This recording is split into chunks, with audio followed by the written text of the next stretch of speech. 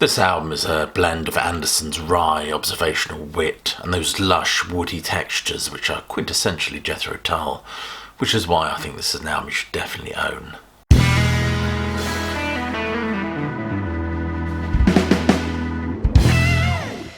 The Secret Language of Birds is Ian Anderson's third solo album, and sees him immerse himself in the woody, earthy textures of rustic Tull and world music, not too dissimilar from their wonderful Roots to Branches album. This album highlights his melodic prowess on a lot of folk-inspired numbers. It's a far cry from the sterile electronica of Walk Into the Light, which embraced a more synthetic-sounding production value in lieu of those more acoustic elements, a denial of rusticity, if you will. And 1995's Divinities was a step away from Anderson's acoustic heritage for more classical leanings. This album features a whole spate of guest musicians that all contribute to the ornate canvas that is this record, and also make it sound very Tullish. For example, we get James Duncan on drums, Jerry Conway, Martin Barr, as well as Andy Giddings, who gets about a bit, I have to say. He plays keyboards, accordion, electric bass, and marimba organ, all sorts of things on this one. What's special about this record is, despite the whole range of instrumentation, it has an intimacy. It also features Anderson and pretty strong voice as well, whose excellent mandolin and guitar player very much come to the fore. As for the lyrics, and I don't think Anderson's ever written poor lyrics, quite frankly. They range from an observational, detached quality to these little vignettes about life elsewhere. They are mature, quirky, yet idiosyncratic. I have to say this album possesses an artistic consistency which you couldn't even say about some of the later Tull releases. And it feels like a tale of two ditties, really, or a tale of two halves. The second half is much heavier, I think, than the first half. The second part of the album is heavier, more upbeat, whereas the first is darker and more meditative and deals with problematic themes, which again points to the brilliance of Anderson's writing, his ability to look at the more humorous elements of life, but also the deeply tragic. And check out the wonderful Sanctuary on this one. This album very much embraces that classic Tull sound, which Ian Anderson insists is basically him, really. But I would argue that Martin Barr contributes a lot to the textures of the way Tull sounds. I'd also say those 70s albums, part of that quintessential Tull sound is attributed to the wonderful work of Dee Palmer, and what would thick as a brick be about the muscular drumming of Barrymore Barlow.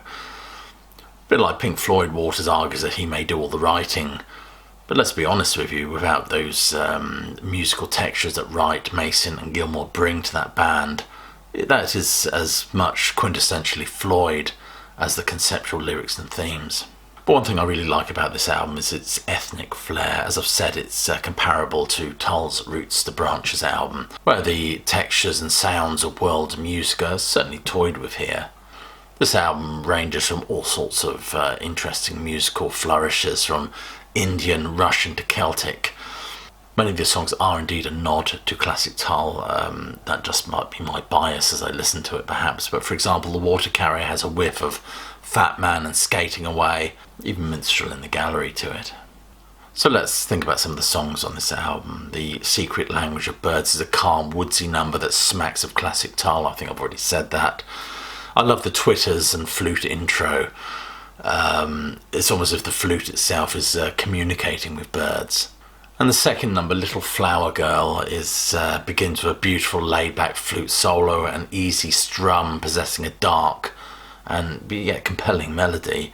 Again, the flute is very bird-like.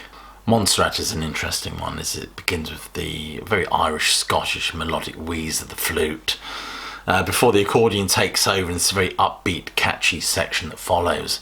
The Water Carrier is an interesting number, as it begins with that very Middle Eastern sounding acoustic guitar, is impressive throughout. Interesting riffs and use of flute, of course. We take that as a given. The album then, of course, segues straight into Set Aside, which is almost very British minstrel sounding. A Better Moon is a darker number, which, as one critic has pointed out, certainly hints at Native American music. There's a variety of musical influences prevalent in Anderson's repertoire, which never ceases to amaze me. Sanctuary is one of the most beautiful numbers on this album and deals with a particularly harrowing subject matter. It's very laid back with a very mournful sounding violin. The song addresses Prince Charles' visit to Nepal and was so moved at the plight of these children that they helped set up a sanctuary for them where they could be moved, most of them to tragically die of AIDS-related illnesses. The Jasmine Corridor is a dark number which deals very much with death, I think. The Jasmine Corridor is probably a metaphor for that, perhaps. The main instrument is an acoustic guitar, but there's also some nice accordion on this one as well. The accordion actually provides a rather uplifting feel to some of these songs, and some of them definitely need it, but it's an interesting juxtaposition with that and the other instrumentation employed. Panama Fighter has an almost river dance feel to it. It makes you want to kick off your shoes if you're that way inclined.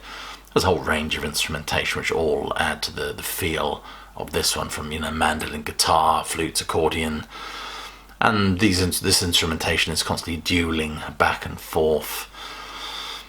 This one and the Habanero Reel, I think, are perhaps easily some of the best numbers on this record. We get two instrumentals, of course. On this we get Boris Dancing and the Stormont Shuffle together. Quite impressive numbers. The Boris Dancing has a woodsier feel to it and was inspired by Boris Yeltsin, of course. I was actually in Moscow when there was this transfer of power from Boris Yeltsin to Vladimir Putin. I often tell people that I attended a concert with Vladimir Putin, but they never believe me. I didn't attend it with him, we didn't go together, but I was at the Paul McCartney concert in Red Square when he attended. I could certainly see him anyway, but that was interesting.